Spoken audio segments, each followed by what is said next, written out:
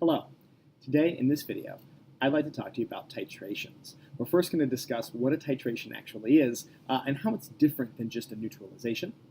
We're then going to talk about the titration of first just strong acids with strong bases, titrations that we've probably done before, and then also talk about the unique titration of weak acids and weak bases and how those are different than those of strong.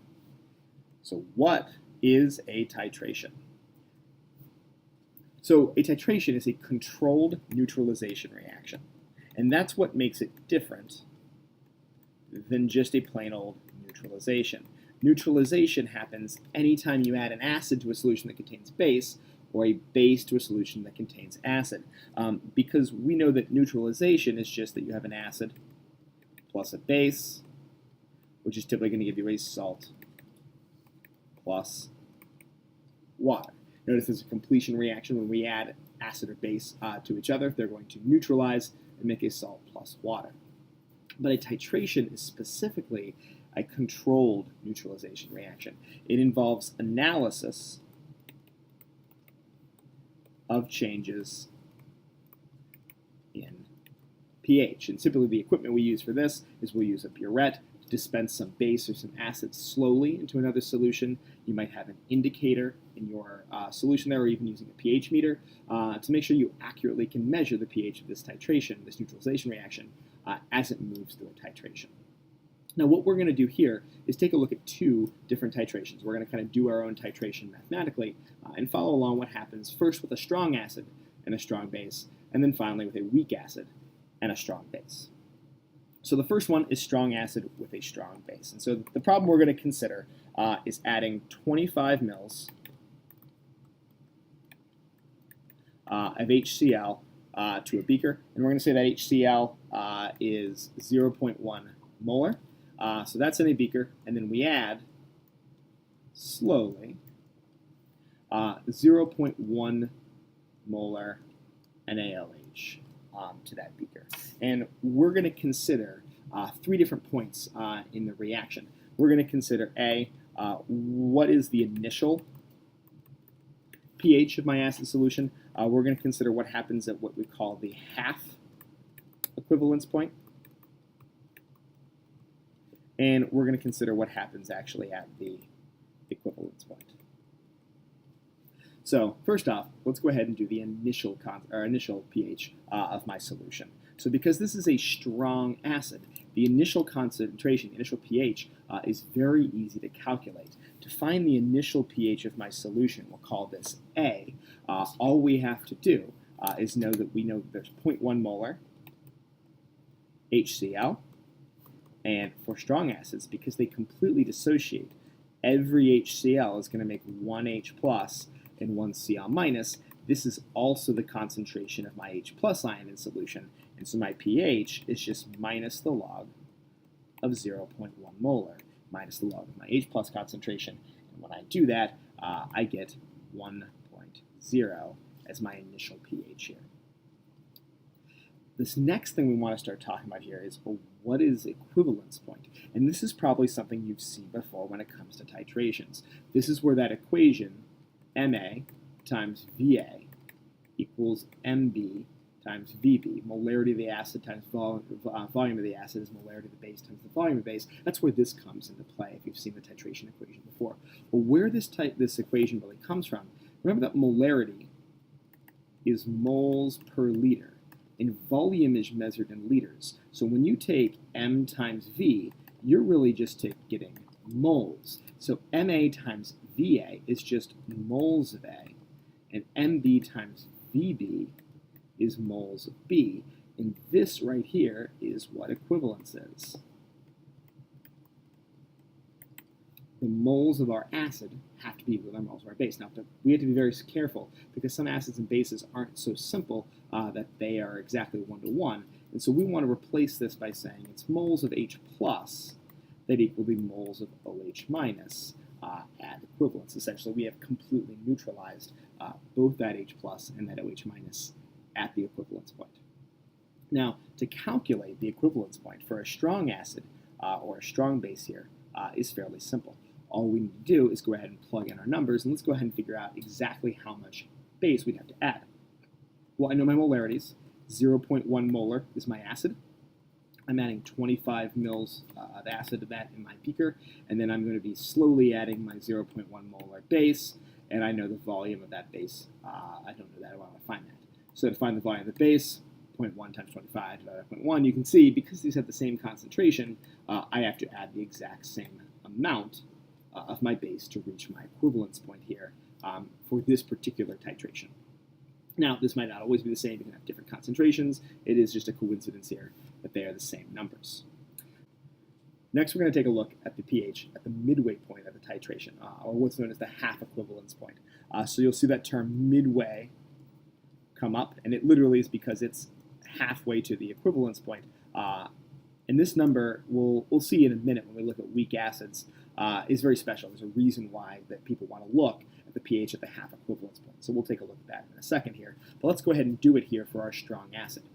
So to find the pH at the midway point, I need to realize that I have added some NaOH to my HCl, and so they're going to react together. So I'm going to write down my controlled neutralization reaction here. And the neutralization reaction is my acid, HCl, plus my base, NaOH, and those are going to go ahead and react to completion to make a salt plus water, that salt being NaCl plus H2O. Now, I don't really care about the concentrations of NaCl and H2O because they're not going to impact my pH. What I do care about is the concentration of my H+, and the H+ comes from my HCl. So we're going to go ahead and track the concentrations of these as they move through this titration. So when I figure out what happens in my neutralization, I have to figure out, well, how much HCl is there to start with here. Now I have 0.1 molar HCl, and I have 25 milliliters of it. So remember that M times V, molarity times volume, gives me my number of moles. So I want my initial number of moles here in this column. This is going to be my change, and this is going to be my final number of moles down in this column here. And so what we're going to do, start with this, 0.1 times 0.025, let's do this in moles, so we have to convert it to liters. So 0.1 times 0.025 for this box here, that's going to give us 0.0025 moles from HCl. Now at the half equivalence point, I have not added 25 mils of my base. At the half equivalence, I've only added 12.5 milliliters of my base. And so 12.5 is the volume I'm going to use for my NaOH. It's going to be 12.5 times 0.1, which of course is just 0.00125. Okay, and so there's where I get my initial number of moles here. Now we're not going to even worry about too much of these reactants here. We're just going to see what happens to this. Now this becomes a limiting reagent problem because it comes to completion. This is my limiting reagent, so they're both going to go down because they're reactants by the same amount here. And so I'm going to be left with 0 moles of NaOH at the end, and I'm going to be left with, at the end, 0.00125 moles of my HCl once I get to the end here. Now finally, I have to realize I have now diluted my HCl solution. I've added 12.5 mils, so the new volume is going to be 25 mils plus 12.5 mils for a total of 37.5 milliliters at this point. So to find my new pH, I need to get my molarity, but to get my molarity, I have to divide by the new volume. And so to get my molarity down here, I'm going to call it M, we're going to divide this number by 0.0375. And when I do that, it looks like I get 0.033 molar as my concentration of my HCl. So finally, I would want to plug this in to find pH. Well, pH is the negative log of my hydrogen ion concentration for a strong acid, 0.033 molar. And if you do that in your calculator, I end up getting 1.48 as my pH. So you notice my titration does indeed raise the pH by adding in some base here at the halfway equivalence point. Now finally, to find the pH at the equivalence point, I can do this same type of analysis again, but it's going to be much easier because at the equivalence point, I will have added the same amount of HCl as NaOH. So initially, and we'll do final here, this is not quite like an ice table. It's more with dealing with moles. I have 0.0025 and 0.0025. I've added the same number of moles of both of them now because now I'm at my equivalence point. These are going to go down by the exact same amounts, and I end up with 0 moles of HCl and NaOH, exactly like we'd think. An equivalence point means that the acid and the base are equal, and they've now neutralized each other. Now, the pH, of course, here is not the negative log of 0 because there's still regular water here. Remember that regular water by itself has an H plus concentration of 1 times 10 to the minus 7th, and so the pH of this should be predicted to be 7 here. Okay, now that's the titration of a strong acid with a strong base. The last thing I want to point out is that if you were to follow this titration along and make a graph of the volume of base added versus pH, what you're going to get is a graph that looks a lot like this, where it starts off very basic. Here we started off as, very acidic. We started off as 1 as our pH, and then it slowly starts going up, and then there reaches a point where it rapidly increases. And this point of rapid increase right there, that is your equivalence point. So your equivalence point is when the pH changes the most. You can think of it like an inflection point from calculus. So this equivalence point is the point where it changes the most. Now, we know where that's going to be. It's going to be right at 7.0. So for a strong acid, strong base titration, the equivalence point is right at a pH of 0. The last thing to mention here is, well, how does an indicator play a role? We use indicators in titrations a lot to determine when the titration is over. So the indicator, it changes color around the equivalence point. And so what we would have is we would pick an indicator here, like phenolphthalein or bromoethanol blue, that would change color right when we pass through this equivalence point. And you notice that's where my slope's the steepest. So if I add just a little bit more base, I get that rapid color change, like going from colors to pink with phenolphthalein, that will indicate to me that, yes, we have passed this point in my curve. This is where the equivalence point is. So it's a way of kind of indirectly measuring exactly where this equivalence point here is. Okay, let's go ahead and take a look at the titration of a weak acid and see how that's different than the titration of a strong acid here. So to titrate a weak acid with a strong base, we're going to take a look at the example that's very similar to the one we just saw. We're going to be titrating 25 mils of 0.1 molar. Now we're going to use acetic acid instead of hydrochloric acid with the same 0.100 molar NaOH. So the same base that's strong, but a different weak acid.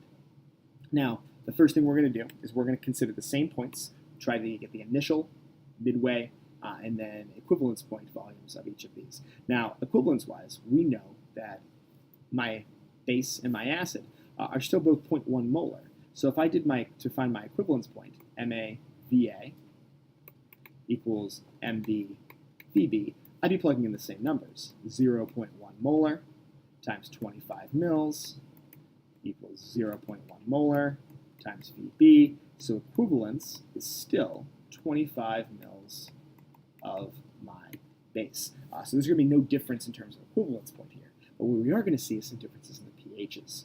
Let's, for example, first consider the initial pH. To find the initial pH, this is a weak acid. And so to find the initial pH of a weak acid, I have to do a ice table.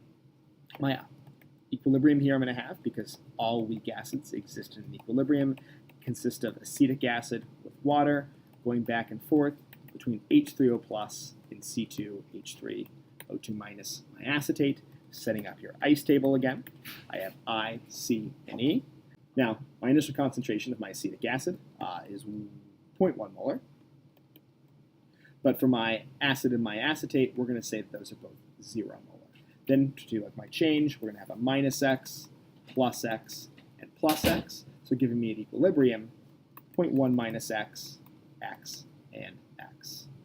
Then to find my pH, I first need to find out what x is. To do that, I'm going to solve out the Ka equation, where Ka is, again, my acid times my base here, x squared, divided by my initial weak acid, 0.1 minus x. Now the Ka for acetic acid is 1.8 times 10 to the minus fifth. And so here, I can make the small x approximation. That x is going to be, I get an x equal to 0.00134, which would give me a pH of 2.87. So the first thing I'd like you to notice is that here my weak acid is starting at a higher pH than my strong acid was in our last example. So just noting, again, we know this. Strong acids completely dissociate. They're stronger. That's why their pHs are lower than the same volume and same concentration of a weak acid here. And so we have a weaker acid, so a little bit of a higher pH, but still acidic. From here, we're now going to go ahead and take a look at the pH at the equivalence point. Now, the nice thing is we can do this very similarly to what we saw before, but now we have to write our neutralization reaction.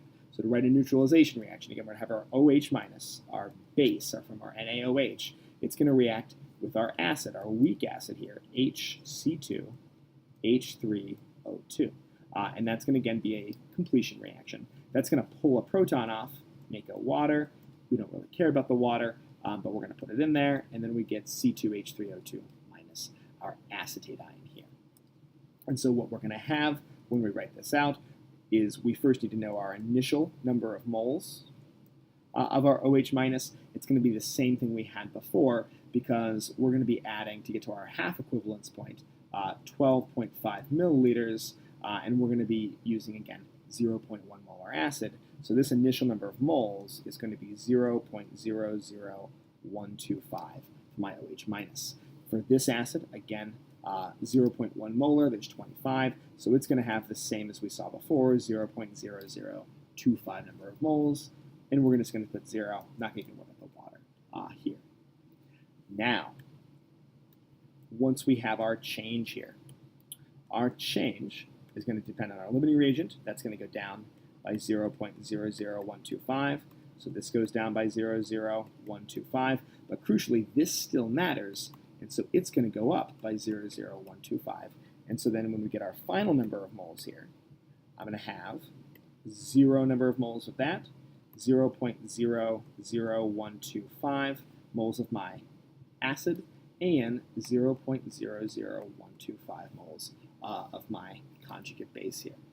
Now it's important to recognize that by reacting OH minus with my acid here, I have made a solution that contains both an acid and its conjugate base. And we have a name for that type of solution. We have made a buffer solution. And so to calculate this pH, we could do one of two things. We could either do another ice table, or we could use our buffer equation. Now, to do this, we need our molarities. So once we're going to divide by our new volume, and that new volume over here is, again, going to be, that we have 37.5 mils, divide by 0.0375, and so it looks like at the end I'm going to get 0.033 molar and 0.033 molar for both my weak acid and its conjugate base here. From there, I can plug into our buffer equation, pH equals pKa plus the log of A minus over HA, our base over our acid. So here, the pKa, if you calculate it out, it's negative log of that 1.8 times 10 to the minus fifth. That's 4.7 plus the log of 0.033 divided by 0.033. That's just 1. Log of 1 is 0. So my pH of my weak acid solution here should be 4.7, just like what we've seen with buffers. So the thing that makes weak acid titrations different is that they contain a buffer. When you add that strong base in, you are making a buffer solution, which means that the titration naturally kind of resists that change in pH here. Okay, let's take a look at what happens at the equivalence point. So, similar to what we've seen here, at the equivalence point, we're going to have OH minus reacting with our acid, HC2, H3O2, to make H2O, which doesn't matter, and our C2H3O2 minus. We then want to think about initial, change, and final. Initially, we're going to add all of our base here. So 25 mils of 0.1 molar is going to give us 0.0025 moles of my base. That's going to react with 0.0025 moles of my acid, and that's going to, at the end, produce, sorry, we're going to have 0 there, but at the end, it's going to add 0.0025 moles of my acetate there. So change, go down by 0.0025, go down by 0.0025. I'm going to increase my acetate by 0.0025. And so at the final, we've got 0 of my base, 0 of my acid, and 0.0025 moles of acetate, which we now need to find out the new molarity of. Now, we've now added a total of 25 mils of base and 25 to our 25 mils of acid, so we're now going to divide this by 0.50 liters to get our new concentration. And so it looks like at the very end that my new concentration of my base is going to be 0.050 molar. Now, I have the conjugate base of a weak acid in my solution. And so my equivalence point, remember C is at our equivalence point, is no longer going to be at 7 because I've got 0.050 molar weak base in there. And so what to do is I have to calculate the pH of this weak base using an ice table. So my weak base here, C2H3O2 minus, is going to react with water. And it's going to form HC2H3O2 plus OH minus. Initially, we're going to have 0.050 molar of this, 0 and 0 of my two products. That's going to go down by X, and plus X to form 0.050 minus X at equilibrium, X and X. Same thing we've seen before. We now need to find out what our Kb is. Now to find our Kb, we don't know that, but we could find it by dividing the Kw by the Ka for our acetic acid we've seen. So 1.0 times 10 to the minus 14th divided by 1.8 times 10 to the minus 5th, and that number, it looks like, is going to be 5.56 times 10 to the minus 10. Once I have my new Kb, that's going to be equal to x squared divided by 0.050 minus x. We can once again count x as negligible, so my x is going to be 5.27 times 10 to the minus 6th. Then I need to find the POH because this x represents my OH minus concentration. So POH is going to be the negative log of that number, and I'm going to end up getting 5.28 as my POH, and so the pH of my solution would be 14 minus that, which is 8.72. Now, finally, let's go ahead and take a look at what's going on here. You notice the equilibrium. My pH is now suddenly basic. That's a little interesting, and the reason why that is because by titrating a weak acid, its conjugate is slightly basic, and so our equivalence is no longer at a pH of 7. We've now raised that equivalence point to be a little higher, and so that pH is going to be higher there.